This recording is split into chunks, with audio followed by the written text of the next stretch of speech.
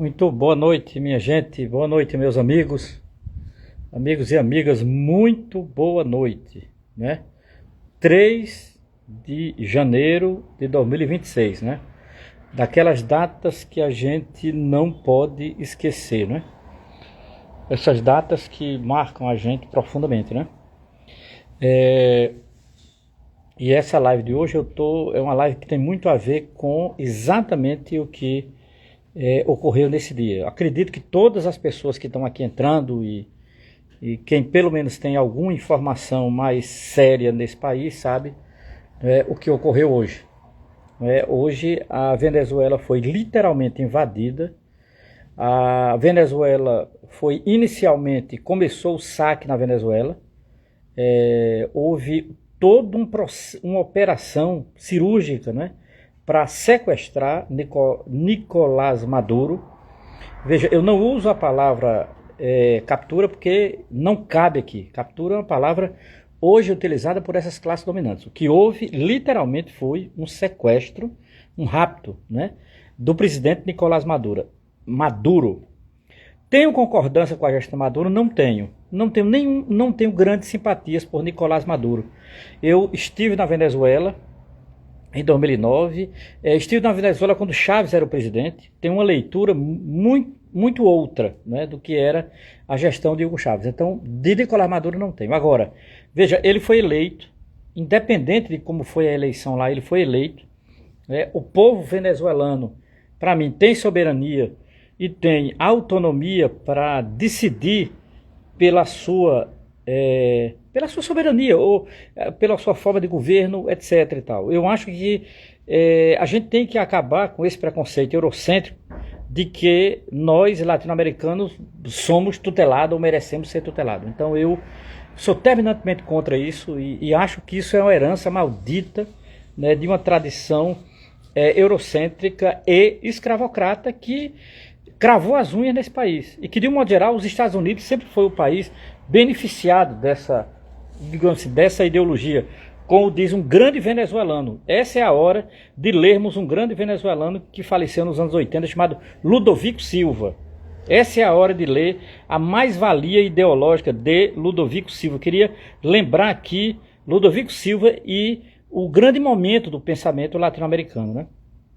Então veja, o dia de hoje é um dia que merece uma reflexão e eu quero, de fato eu quero fazê-la aqui, tá certo?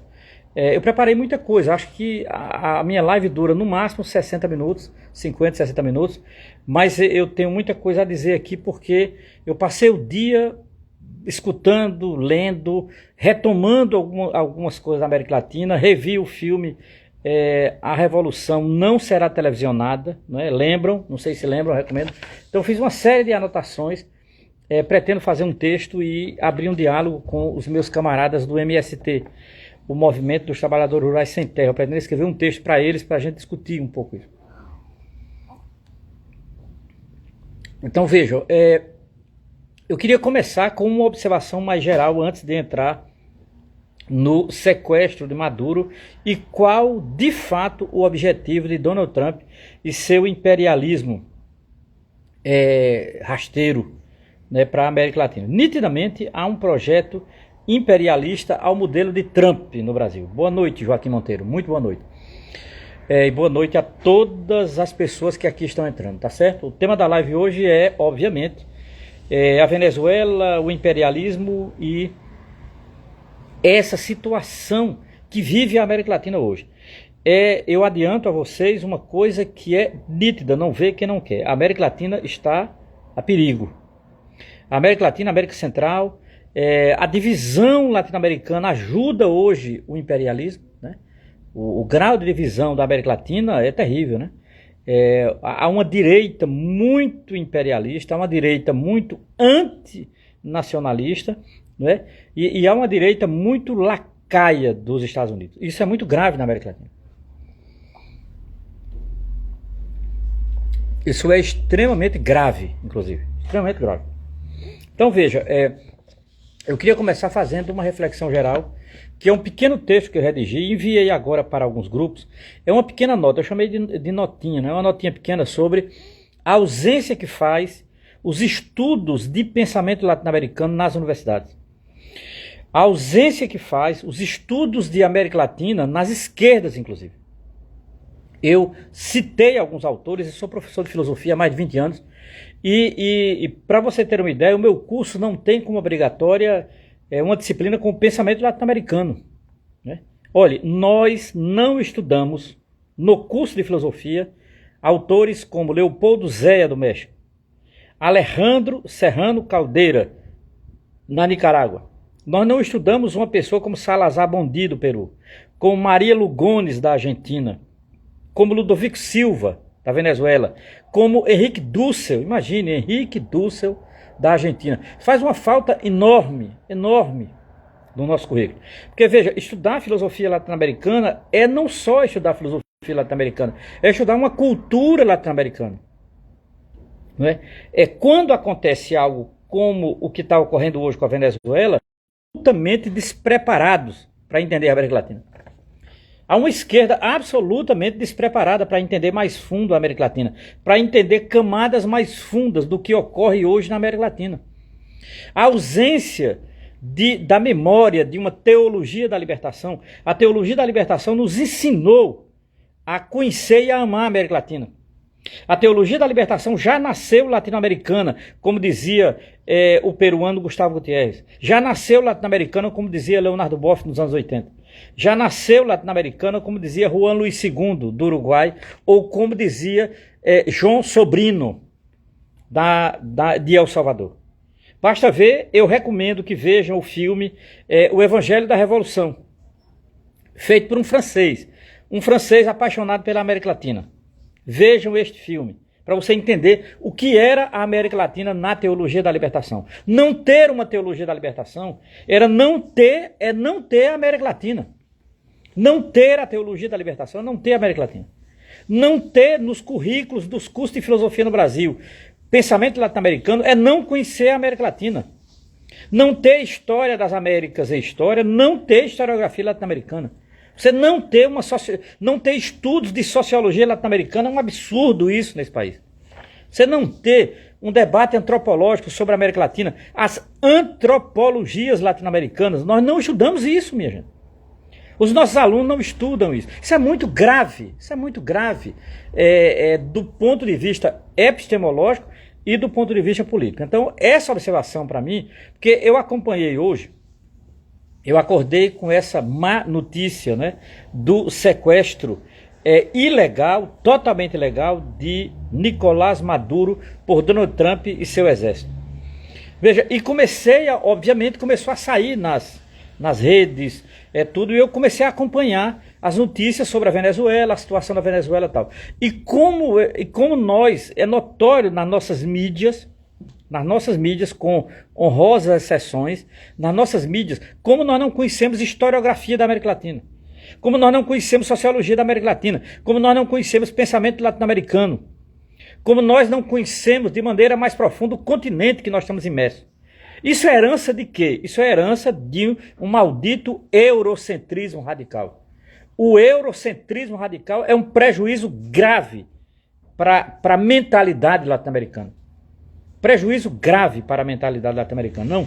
Não lê autores como Ludovico Silva. Eu fico pensando, a gente não lê Ludovico Silva, a gente não lê Maria Lugones, uma grande filósofa argentina. A gente não lê Henrique Dussel. Veja que gravidade, minha gente. A gente mal conhece Leopoldo Zé, o maior filósofo mexicano. O maior filósofo peruano chama-se Salazar Bondi, que já nos anos 60 fazia uma reflexão sobre se temos ou não um pensamento autenticamente latino-americano. Em 1968, o filósofo Augusto Salazar Bondi, do Peru, fazia essa reflexão. E nós aqui no Brasil, literalmente, a ver navios. Os navios europeus, como sempre, né? Parece que a gente não saiu das caravelas. Então, assim, a ausência de um conhecimento, de um pensamento latino-americano nos leva a quê? Nos leva a sempre compreender a conjuntura da maneira mais rasa possível, né? Ainda hoje a gente está entendendo o que Trump quer com a Venezuela. Ainda tem gente entendendo que Trump vai levar liberdade para a Venezuela, democracia para a Venezuela. Essas bobagens idiotas que sempre foram implantadas aqui desde o século XVII, XVIII. Lembremos aqui o que disse o grande e maravilhoso Henrique Dussel, filósofo argentino que morou muito tempo no México. Dussel, no seu livro 1492, O Encobrimento do Outro, fala exatamente disto. Exatamente disto. 1492, O Encobrimento do Outro. O outro aqui é o outro latino-americano. São as conferências que Dussel fez em 1992, por conta dos 500 anos da conquista europeia da América Latina. Ele fez na Alemanha, de propósito, inclusive. Há uma ironia nesse livro, porque foram palestras que ele preparou para a Alemanha, né? Dussel sabia alemão fluentemente, era casado com uma alemã. Então, assim, Dussel, ele vai nos mostrar claramente esse tipo de coisa, né? A gente conhece muito pouco o nosso continente, a gente conhece muito pouco a nossa realidade, né? Consequentemente, conhecer pouco a nossa realidade é conhecer pouco aquilo que nos cerca, aquilo que nos circunscreve. Hoje, o que nos circunscreve é uma coisa chamada imperialismo. Não é à toa que é uma preocupação extraordinária, uma luta hercúlea do MST, Movimento dos Trabalhadores Rurais Sem Terra, para ter curso latino, para ter formação latino-americana, para que seus militantes tenham formação latino-americana, para que seus quadros intelectuais tenham formação latino-americana. Eu não estou dizendo que só o MST faz isso, acredito que outras organizações o façam, mas é muito pouco perante o tamanho desse Brasil, perante o papel importante que tem as universidades. Eu diria, o polo mais forte do eurocentrismo brasileiro está nas universidades. Públicas e privadas. Privada, o nome por si só já diz, né? Agora, nas públicas é lamentável, né? Você tem uma universidade pública que deveria ser uma universidade que pensa um papel estratégico para o Estado, é uma universidade totalmente eurocentrada. Imagine, né? Não se estuda nessa universidade, pelo menos no meu curso, o curso que eu faço parte, o curso que eu trabalho há mais de 20 anos, chamado Filosofia, é um curso totalmente eurocêntrico. É um curso que desconhece Maria Lugones, desconhece Ludovico Silva, desconhece Henrique Dussel, desconhece Salazar Bondi, desconhece Leopoldo Zé, desconhece Alejandro Serrano Caldeira, um grande filósofo nicaragüense que desde os anos 70 escrevia sobre a crise do pensamento latino-americano na Nicarágua. Então, assim, a nossa filosofia política latino-americana é de uma pobreza só, é uma miséria da teoria, como usando aqui uma paráfrase, não é, do historiador Edward Palmer Thompson. É uma tristeza. Meu Deus do céu. Aí as pessoas ficam citando aí, não é? Os cursos, olha, o que eu estou dizendo para a filosofia serve para todos os cursos. Todos os cursos aí, olha. Citaram, Ana citou o serviço social, mesma coisa. Mesma coisa. Antropologia, ciência política. A ciência política nossa é um horror. A ciência política nossa é tão eurocêntrica que ela cansou da Europa e virou americana. Então, assim, copia os modelos de pesquisa dos Estados Unidos. Uma coisa horrorosa, né? Aí veja, a propósito de que eu estou dizendo isso? O que é que tem a ver com a live de hoje? Veja, o tema da live não era esse. O tema da live não é a ausência do pensamento latino-americano nos cursos de filosofia das universidades brasileiras. Não é esse o tema, vai ser outro dia. É a história também, Márcio. Mesma coisa, a história. A historiografia nossa, ela por obrigação tinha que ter uma história da América. Tem curso que não tem história da América, que deveria ser obrigatório, inclusive, né? Deveria ser obrigatório. Por isso que eu admirava demais, e cito no meu texto que eu escrevi e coloquei nas redes digitais, a Lélia Gonzalez, quando ela disse que aqui a nossa salvação estava no que ela chamava de amefricanidade. Lélia Gonzalez estava coberta de razão. Esse termo é perfeito, porque no fundo não existe América Latina também sem África. América Latina, Caribe e América Central tem uma ligação profunda com a África por conta da escravidão. Claro que a escravidão nas Américas foi desigual e combinada, né, no sentido trotskista, mas foi. E atingiu todas as Américas. Então, essa é a tese de Lélia Gonzalez. Então, imagine, você pega uma Lélia Gonzalez, cruza com Maria Lugones da Argentina ou com Henrique Dussel. Você tem um grande curso. Você tem um grande pensamento. Você cruza Lélia Gonzalez com Alejandro Serrano Caldeira da Nicarágua, Lélia Gonzalez com Salazar Bondi. A ideia de não só estudar a América Latina, nos sentimos latino-americanos e mais ainda, né, criar um caldo cultural. Não existe filosofia sem caldo cultural. Não existe historiografia sem caldo cultural, serviço social sem caldo cultural, antropologia sem caldo cultural. Digamos, essas áreas, ao trabalhar a América Latina, trazem o caldo cultural latino-americano para dentro delas, entende? E aí envolve cinema, literatura, poesia, teatro, etc. Ora, esse não é o tema da live, mas eu tive que dizer isso porque eu acho fundamental, muito bom, Joaquim Monteiro, meu grande amigo budista, eu concordo plenamente contigo. Lélia foi influência decisiva em minha juventude. Que legal, Joaquim. Joaquim morou no Rio nos anos 80, nosso amigo Joaquim Monteiro. Perfeito, Joaquim. Veja, eu queria comentar o que aconteceu hoje. É perturbador isso. Eu estava conversando com um amigo meu que é uma liderança do MST de Pernambuco, o Raminho, trocamos ideia, o Raminho também está muito preocupado, porque no caso de Raminho, ele tem uma filha que estuda medicina na Venezuela. Imagine, o cara tem uma filha que está na Venezuela fazendo medicina, meu amigo. Imagina a cabeça desse pai, né? Não é brincadeira, né? Não é fácil. Veja, hoje, 3 de 11 de 2026, nós amanhecemos com essa triste notícia. Trump basicamente invadiu a Venezuela sem autorização nenhuma, significa dizer, feriu um código do direito internacional. Direito internacional, feriu a soberania do país, porque ele não teve autorização para entrar lá, entrou sem autorização, né? Bombardeou parte do país, veja, bombardeou parte do país como se estivesse em guerra, um país que não está em guerra.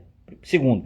Terceiro, sequestrou o presidente da República. Repare a tragédia, o imbróglio e a desgraça para o direito internacional, né?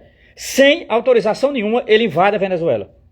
Sem autorização nenhuma e sem uma belicosidade do outro lado, ele instala uma guerra, porque ele bombardeia lugares estratégicos do país. E terceiro, pior de todos, sequestra o presidente da Venezuela e sua esposa, que é parlamentar, inclusive, na Venezuela. Repare que imbróglio desgraçado para o direito internacional. Não há direito internacional, vamos ser sinceros, né? Não pode haver direito internacional numa conjuntura maldita dessa. Quer dizer, as pessoas não entenderam ainda. Esse maldito Donald Trump, ele coloca em risco a própria América Latina. Não é à toa que quando ele dá uma entrevista, ele assume qual era a razão de invadir a Venezuela. Não tem nada a ver com democracia, com preocupação com o povo, com os mais pobres, nada disso. A preocupação era o petróleo. Se não fosse o petróleo, a Venezuela era nada para os Estados Unidos. Absolutamente nada para os Estados Unidos. Não era nada. Por quê? Porque não teria importância. É como a África, pobre, coitado. Mesma coisa. Não tem interesse para a Europa, porque não tem o que lhe dar. Não é? Eles não têm o que eles não têm o que predar, eles não têm o que consumir, o que esgotar, eles não têm. Né? Então veja, qualquer recurso natural que interessa aos Estados Unidos, eles vão para cima. Brasil que se cuide. Presidente Lula que se cuide. Presidente Lula que se cuide. Se ele acha que está salvo, olha. Eu acho que Lula é inteligente, ele não está caindo nessa ingenuidade. Né? Trump cita na sua entrevista horrorosa, porque ele é um idiota completo, né? Um idiota com poder, isso é a desgraça. Ele cita a Colômbia, e eu sei porquê, e ele cita o México, eu sei porquê, entendeu? Muito boa noite, meu amigo Raminho. Entrou aqui, eu acabei de citar você. Amigo Raminho, que é do MST e tem uma filha que estuda na Venezuela. Grande amigo, e está tão preocupado quanto eu. Então veja, nesse sentido, eu acho absolutamente fundamental que nós entendamos uma coisa. Né? O que Trump fez, ele infringiu radicalmente. Três princípios de soberania internacional e do direito internacional. Ele invadiu a Venezuela sem autorização nenhuma, ele bombardeou a Venezuela sem belicosidade da outra parte, a Venezuela não estava em guerra com os Estados Unidos, e ele sequestrou ilegalmente Nicolás Maduro e sua esposa, que é parlamentar. Então isso cria uma instabilidade absurda no continente. E na entrevista que ele deu agora pela manhã, ainda atacou a Colômbia e o México. Por que será que ele atacou a Colômbia e o México? Por que será que ele atacou Cuba? O desejo de Donald Trump é destruir Cuba. Né? O embargo, há mais de 30 anos, vem fazendo isso. Né? Eles fizeram isso com a Venezuela. Com a Venezuela, eles prepararam economicamente para fazer o que fez. Isso que aconteceu hoje não foi uma coisa apenas de hoje. Não foi uma coisa tramada nessa semana. Não foi uma coisa tramada no ano passado. É uma coisa que já vem sendo tramada há décadas. Eu diria desde que Hugo Chávez assumiu o poder na Venezuela e mudou a lógica política da Venezuela. Eu estive na Venezuela no período em que Chávez era o presidente da Venezuela. E era outra realidade. Outra realidade. Os Estados Unidos nunca vão aceitar que o petróleo seja dos venezuelanos, que o petróleo seja da soberania venezuelana e que o petróleo esteja a serviço do povo venezuelano, como fez Hugo Chávez. O grande comandante Hugo Chávez faz uma falta enorme. Hugo Chávez faz uma falta enorme. E isto é muito grave, porque Hugo Chávez não era qualquer um, era uma grande liderança latino-americana e nesse momento nós carecemos de liderança latino-americana. Isso me dói muito, né? Uma América Latina altamente limitada, uma direita nojenta latino-americana que é subserviente a Trump e subserviente a esse pensamento eurocêntrico. Não é à toa que no Brasil ainda campeia essa direita altamente eurocentrada, né? Que não tem a menor dimensão do que é a América Latina. Imagine, nós estamos numa universidade altamente eurocêntrica. O meu curso é um curso horrorosamente eurocêntrico. Já imaginou um curso de filosofia que não lê os grandes filósofos latino-americanos e vive eternamente voltado com a cabeça para a Europa e para os Estados Unidos? É uma coisa impressionante o meu curso. Né? Não se lê Lélia Gonzalez, não se lê Maria Lugones, não se lê Ludovico Silva. Veja, Ludovico Silva é um filósofo venezuelano que pouca gente conhece. Essa era a hora de ler Ludovico Silva, grande filósofo venezuelano.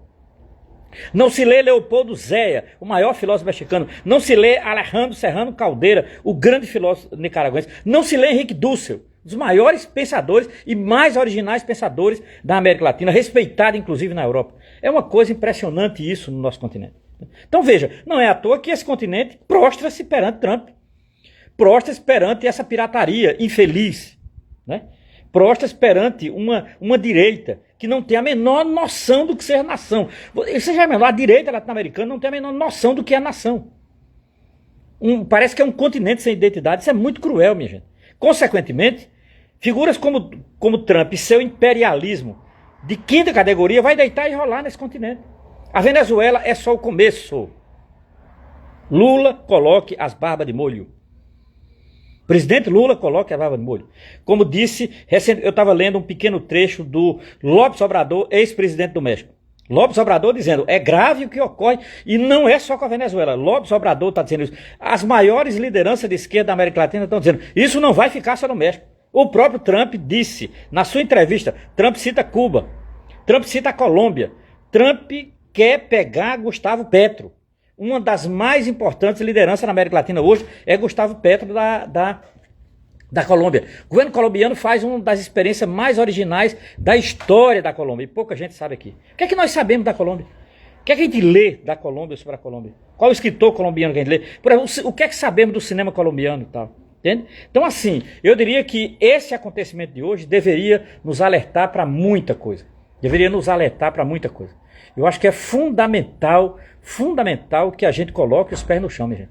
É absolutamente fundamental que a gente coloque os pés no chão, porque a hora é grave. Como dizia um título de um livro maravilhoso do grande Mário Faustino, poeta do Piauí, O Homem e Sua Hora, é a nossa hora. A nossa hora.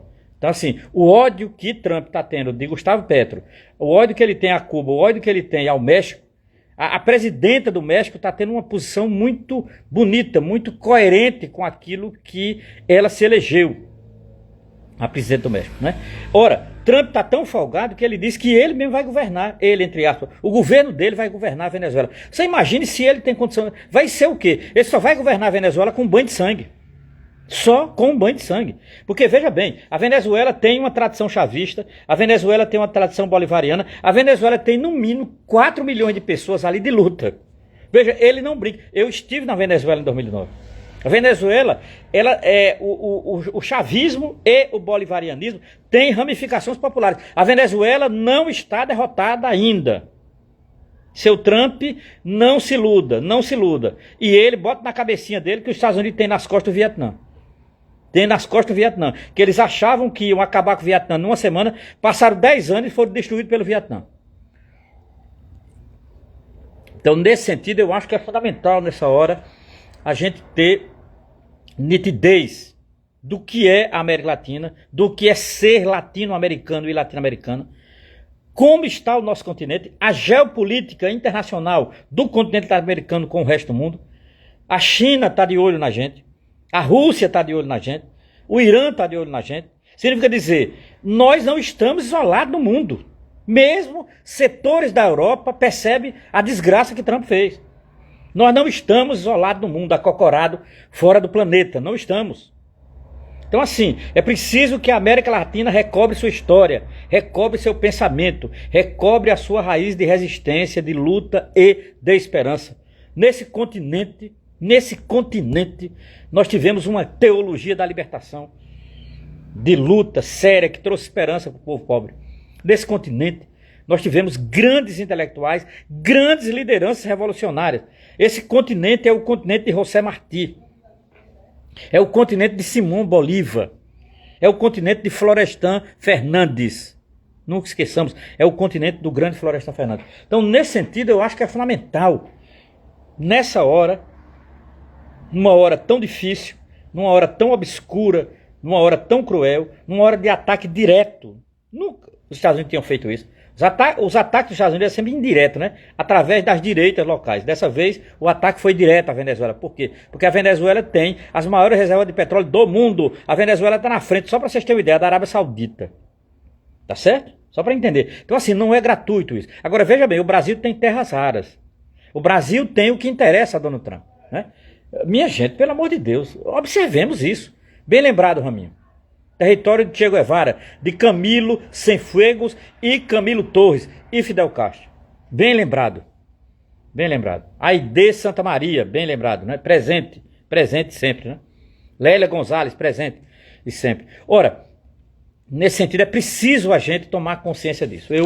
Eu redigi aqui uma série de coisas, claro, muito mais para me organizar aqui. Pretendo redigir um texto sobre isso, retomando esse debate do pensamento latino-americano. Eu já disse, eu sempre digo aos meus alunos e alunas da Universidade Federal do Sergipe, recobrem o pensamento latino-americano. É importante pautarmos o pensamento latino-americano. É importante que a universidade tenha um sentimento latino-americano. É importante que haja um caldo cultural latino-americano, que vá para além da filosofia. Preciso aprendermos a América Latina com o cinema latino-americano.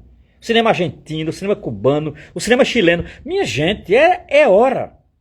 O cinema venezuelano, o cinema uruguaio. Né? É preciso recobrarmos a literatura latino-americana. Essa é a hora de lermos gente como Eduardo Galeano. Grande Eduardo Galeano. Essa é a hora de lermos Gabriel Garcia Marques. Essa é a hora de lermos Juan Rulfo, o grande mexicano Juan Rulfo, e irmos na origem de Pedro Páramo. Talvez Pedro Páramo ajude a entender o papel das oligarquias nesse grande continente, nessa pátria grande, como dizia o grande Pedro Casaldáliga. Tal. É impressionante o nível de eurocentrismo desse continente. Meu Deus do céu, nossa, mano. É impressionante. Então, assim, nós não podemos estar alheios a esse pensamento. Uma historiografia que não tem historiografia latino-americana, uma filosofia que não tem filosofia latino-americana, uma teoria política que não tem teoria política latino-americana, e por aí vai. Por aí vai, né? Então, assim, o eurocentrismo é uma ideologia conformista a tal ponto que não nos deixa perceber a lógica do imperialismo contemporâneo. Então, nesse sentido, eu diria que é uma hora obscura, é uma hora difícil, é uma hora cruel, mas não é o fim da história. Mas não é o fim da história. Talvez os dados estejam apenas lançados. Se Trump acha que derrotou a Venezuela, eu acho que ele ainda não sabe o que é o povo venezuelano. Ele não sabe o que é a herança chavista. Ele não sabe o que é a consciência bolivariana daquele povo. No mínimo, Trump vai enfrentar 4 milhões de pessoas. Se ele inventar de governar a cabeça dele, aquilo vai ser um banho de sangue. E eu não sei se os Estados Unidos suportariam mais um, entre aspas, Vietnã. Então, assim, eu acho muito grave isso, né? Acho que é importante que a gente reflita. Eu estava escutando pessoas que eu reputo serem muito sérias na leitura da América Latina, que vai de Breno Altman a João Pedro Stedley. Eu comecei a querer escutar essas pessoas, são mais... que conhece bem mais que eu de América Latina, e eu quero aprender com elas, assim como eu estou aprendendo já faz uma década lendo pensadores latino-americanos. Né? O quão é um aprendizado enorme ler Leopoldo Zé do México, ler Alejandro Serrano Caldeira da Nicarágua, ler Augusto Salazar Bondi do Peru, ler Maria Lugones da Argentina, ler Lélia Gonzalez do Brasil, ler Henrique Dulce da Argentina e do México. O quão importante é pensarmos com esses autores e autoras, esse grande continente que é a América Latina. Importantíssimo nessa hora, né? Veja, para entendermos mais fundo o que ocorre com a Venezuela, né? Que é um país irmão, que é um país próximo, né? E que é absolutamente fundamental, né? Para entendermos com essa luta. Eu penso muito, sabe, gente, que é fundamental mergulharmos na América Latina. Eduardo Galeano, bem lembrado, grande Eduardo Galeano, está aqui na minha mesa, minha gente, para não me deixar mentir. Né? Eduardo Galeano é absolutamente fundamental. Né? É aquela figura que a gente não pode deixar de ter à mesa. Eduardo Galeano não pode deixar de ter à mesa. Sempre está aqui não é, a mesa para isso. Agradeço demais a todos e todas que andaram aqui. A conversa está só começando. Essa coisa de refletir sobre a América Latina, para mim, já vem há um bom tempo. Admiro demais o trabalho da equipe da Escola Florestan Fernandes do MST. O MST, há mais de 20 anos, está preocupado com a América Latina, que pauta a América Latina, que coloca a América Latina no lugar fundamental. Eu sei, porque já trabalhei na Escola Nacional Florestan Fernandes, acho importante. E acho importante que isso que faz o MST, as universidades façam. Os partidos de esquerda façam. Os centros culturais façam. É absolutamente fundamental. Trazer a América Latina para o centro, e não só quando ocorre uma tragédia dessa. Quando ocorre uma tragédia dessa é para a gente estar preparado intelectualmente para entender, e não estar refém do que está ocorrendo na tragédia. Então, nesse sentido, é absolutamente fundamental compreendermos a realidade latino-americana, compreendermos o que ocorre na Venezuela, compreendemos o papel do imperialismo na geopolítica internacional e compreendemos quem são os nossos aliados e quem não são os nossos aliados e o que é a direita latino-americana, em particular a direita brasileira, que é uma direita entreguista, está ali comemorando o tal do Eduardo Bolsonaro, esse canalha comemorando essa tragédia da Venezuela. Desgraça. Então, para isso é preciso aprendermos a América Latina, compreendermos o pensamento latino-americano, incorporarmos um caldo cultural latino-americano que está aqui à nossa disposição, né? Agradeço demais a todos e todas e vamos continuar a conversa, o diálogo sobre a América Latina, sobre imperialismo, sobre cultura latino-americana, sobre o caldo cultural do pensamento latino-americano, sobre a importância de uma boa historiografia latino-americana para nos compreendermos enquanto ser latino-americano. Agradeço demais. Desejo a todos boa noite, viva o povo da Venezuela e a resistência bolivariana na Venezuela. Grande abraço, meus amigos, grande abraço.